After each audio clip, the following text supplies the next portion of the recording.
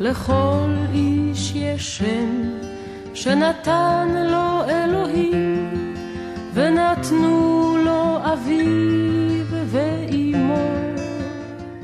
Hola oyentes de Radio Sefarad, volvemos a comunicarnos con Alejandro Rubinstein, en esta ocasión para hablar de los buenos apellidos. ¿Qué tal, Alejandro?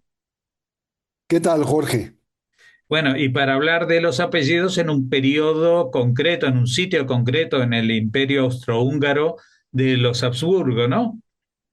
Efectivamente, vamos a compartir con nuestro auditorio un estudio de Johannes Chakay sobre el Imperio de Habsburgo y los apellidos y también un poco los nombres de los judíos.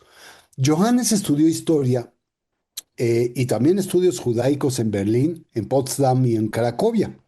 Tras trabajar como investigador de archivos independiente, fue asistente de investigación en el Centro Selma Stern de Estudios Judaicos de Berlín en Brandenburgo entre el 2015 y 2018. Y también ha sido becario de investigación del Centro de Investigación Franz Rosenzweig Minerva, de tal manera que en el 2020 finaliza su tesis doctoral en la Universidad Libre de Berlín, obviamente con honores, sobre la adopción de apellidos alemanes por parte de los judíos en Galicia, de los Habsburgo y de Bucovina. Bueno, pues con estas credenciales podemos decir que entre 1785 y 1805 varias leyes y edictos ordenaron a los judíos de las distintas provincias del Imperio de Habsburgo adoptar apellidos hereditarios. En 1785 en Galicia, en 1786 en Bucovina, en 1787 prácticamente en casi todo el imperio y es en 1805 en la recién anexada Galicia Occidental. Esta iniciativa dirigida únicamente a los judíos precedió por casi 2 décadas a leyes similares aplicadas a los judíos en otros países. En términos generales, la cultura onomástica de los judíos de la Europa central y oriental se puede decir que era fluida. Además del nombre secular, los hombres judíos tenían un nombre religioso, lo seguimos teniendo, mientras que los apellidos hereditarios todavía no eran comunes. En su lugar, los judíos eran frecuentemente conocidos por sobrenombres cambiantes que hacían referencia a sus padres, a sus funciones religiosas, a las ocupaciones o hasta a los lugares de origen. Algunos de estos nombres se convirtieron en apellidos familiares hereditarios o protoapellidos, especialmente entre familias rabínicas y de élite, como es el caso de los apellidos Horowitz, Margules y Wertheimer, o en comunidades numerosas como Praga y Viena. Aún así, tanto los sobrenombres como los nombres particulares cambiaban según las situaciones, las fuentes y los idiomas. Una misma persona podía ser conocida bajo varios nombres, como el vienés Meir ben Rav Meshulam Segal, que se convertía de manera mucho más recortada a Meir Yud, en una referencia a su situación de ser judío, o en su caso, de una manera descriptiva, der alte Meir, que es el viejo Meir. No obstante, una fluidez similar, aunque no idéntica, puede encontrarse también entre los no judíos. Aunque en teoría el sistema de un nombre personal fijo y un apellido hereditario era común entre los cristianos, su uso real variaba dentro del imperio multicultural y dependía de factores como la clase social y el trasfondo lingüístico. Especialmente los campesinos de zonas rurales no usaban, a veces ni siquiera conocían su apellido hereditario existente. En la vida cotidiana utilizaban solamente nombres propios o apodos. Por consiguiente, en vísperas de las regulaciones sobre nombres, los sistemas onomásticos de los habitantes del Imperio de Habsburgo eran en general diversos. La introducción de regulaciones onomásticas exclusivamente para los judíos estuvo estrechamente vinculada con el surgimiento de este imperio del que estamos trabajando. Durante el reinado de María Teresa, quien vivió buena parte del siglo XVIII y que reinó desde 1740, y de su corregente y heredero, José II, quien vivió prácticamente la segunda mitad del siglo XVIII y que reinó desde 1765 hasta 1780. Así, el Imperio Habsburgo evolucionó de una amalgama de territorios dispersos hacia un estado centralizado. En consecuencia, la implementación de los censos de 1770 a 72 en el Imperio y en el 76 en Galicia estuvo acompañada de instrucciones dirigidas a la población general para que no cambiara sus nombres. Sin embargo, la primera legislación onomástica dirigida exclusivamente a los judíos, las regulaciones que exigían a los habitantes judíos de Galicia en 1785 y un año después en Bucovina adoptar apellidos hereditarios, fue mucho más lejos. Ambos territorios de la corona habían sido anexados recientemente. Como ya lo comentamos al principio, la Galicia de la Mancomunidad polaco-lituana en 1772 y Bucovina, que formaba parte de Moldavia, en 1775. Para incorporar estos territorios anteriormente extranjeros al imperio, la administración de Habsburgo construyó nuevas burocracias e introdujo numerosas leyes nuevas, especialmente para los judíos, quienes tenían un estatus legal distinto al de los no judíos.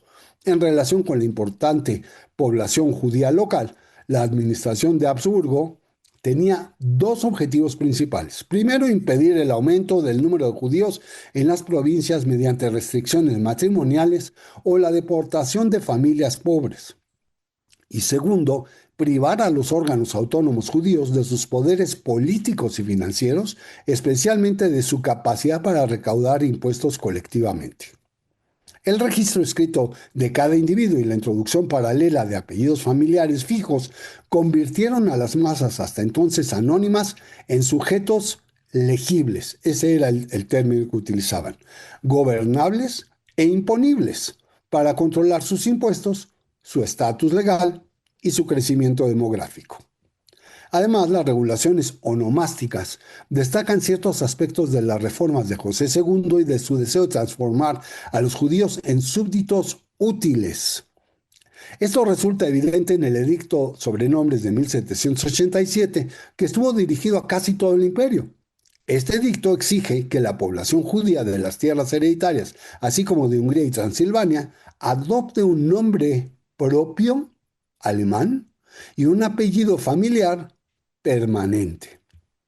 El uso del alemán tenía varios objetivos.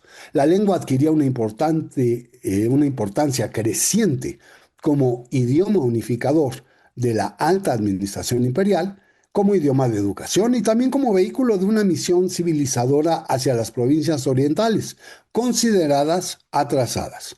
Al mismo tiempo, el alemán era un medio para combatir el yiddish y el judeo alemán. Para suprimir los nombres propios en yiddish, la Hofkanzlei, o sea, la Cancillería de la Corte, publicó una lista de 120 nombres masculinos y 40 femeninos escritos en ortografía alemana estandarizada, nombres como Gabriel y Rosalía, que los judíos estaban autorizados a usar. Por otro lado, el edicto no impuso apellidos alemanes. Aparte de la prohibición de seguir usando o adoptar nombres en yiddish o nombres de lugar, la fuente lingüística de los nuevos apellidos familiares no estaba restringida. Bueno, pues sobre esto deberíamos decir que las regulaciones sobre los nombres y su implementación no solo son una fuente para la historia cultural de esta burocracia de Habsburgo, sino también una fuente para investigar las posibilidades judías de influir, resistiéndose al cambio que la norma imponía. En la época moderna temprana, los judíos eran conscientes de sus márgenes de acción y lucharon contra restricciones discriminatorias. Es en 1787 en donde encontramos a dignatarios judíos de Bohemia que protestan contra varios aspectos de los primeros borradores del edicto y tuvieron la oportunidad de influir, aunque de manera, pues, llamemos ligera en la legislación. Su preocupación principal era la restricción de los nombres personales, mientras que la implementación de apellidos familiares fue menos discutida. De hecho, muchos apellidos familiares registrados en 1787 ya habían sido empleados antes por judíos. Casos como Kohn, Frankel, Lieberles, Pollack, Bloch y Schlesinger. O eran adaptaciones alemanas, por ejemplo, en el caso de Levi, que se transformó en Levi con la diéresis en la O, Lowenstein con el mismo concepto, o Lowenherz, que también con la diéresis en la O le da una connotación altamente germana. Aunque la mayoría de los nuevos apellidos registrados en el imperio eran lingüísticamente alemanes, entre los apellidos más comunes en Hungría se encontraban Schwarz, Weiss, Klein, Gross y Deutsch. Los judíos tenían, al menos en teoría, la posibilidad de adoptar nombres de cualquier origen lingüístico. Esto permitió, por ejemplo, la conservación de nombres checos como Jelinek y Kafka, que ya habían sido usados por judíos bohemios antes de ese año 1787. En Galicia, la mayoría de los nuevos nombres no fueron escogidos por sus portadores parlantes, sino asignados por funcionarios austriacos. Estos inventaron miles de nombres, en su mayoría usando sustantivos alemanes como Baum, Feder y Winter, o creando nombres compuestos como Goldenberg, Wolkenfeld o Lichtmann. Algunos dignatarios judíos como Dov Ber Birkenthal o el rabino Tzvi Hirsch Rosanes eligieron deliberadamente apellidos familiares que usaban tanto dentro de la esfera judía como en la no judía. Algunos obtuvieron ayuda de las autoridades austriacas para registrar el nombre deseado o para impedir que rivales obtuvieran el suyo. Hubo intentos exitosos y también rechazos para registrar algunos nombres yiddish o nombres del lugar en el edicto de que en 1787 había establecido su prohibición, mientras que viudas pobres o sirvientes a menudo no adoptaron ningún apellido familiar, aunque probablemente la mayoría de los judíos galicianos fueron indiferentes hacia la medida. Sus nuevos nombres registrados resultaron ser un instrumento valioso en su relación con las autoridades estatales de Habsburgo.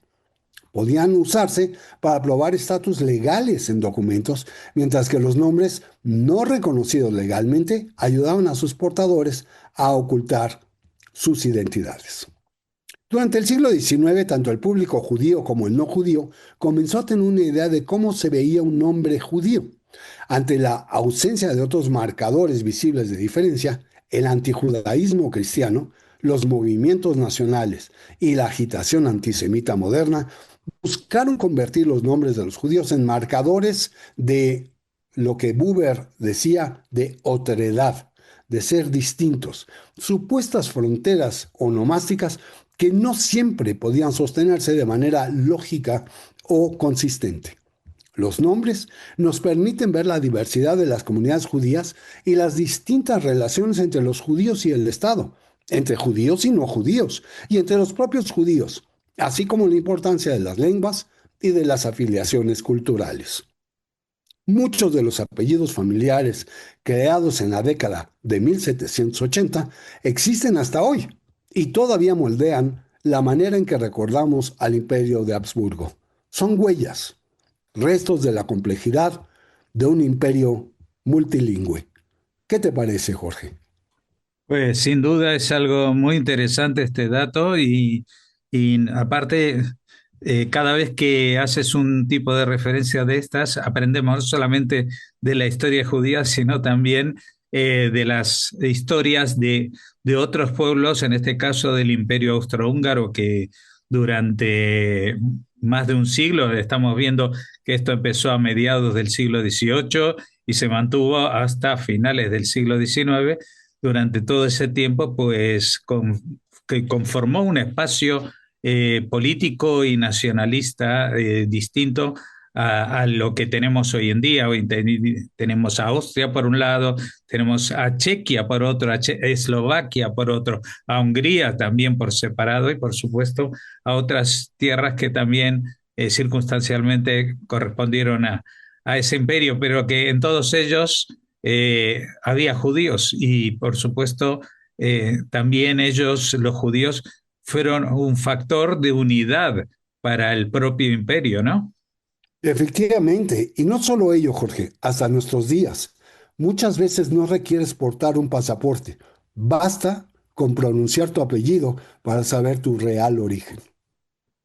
Pues sí, y yo creo que también el mío debe tener algo de eso, porque Rosenblum es uno de esos apellidos compuestos que no tienen una base de oficio, sino que referencias más bien poéticas a la flor de la rosa y que no tienen asidero o demasiada presencia en el mundo no judío. Pues ya hablaremos sobre él. Pues muchas gracias, señor Rubinstein, que también tiene un origen que parece similar. Nos volveremos a hablar de aquí a 2 semanas, como siempre. Naturalmente, un abrazo a todos. לכל איש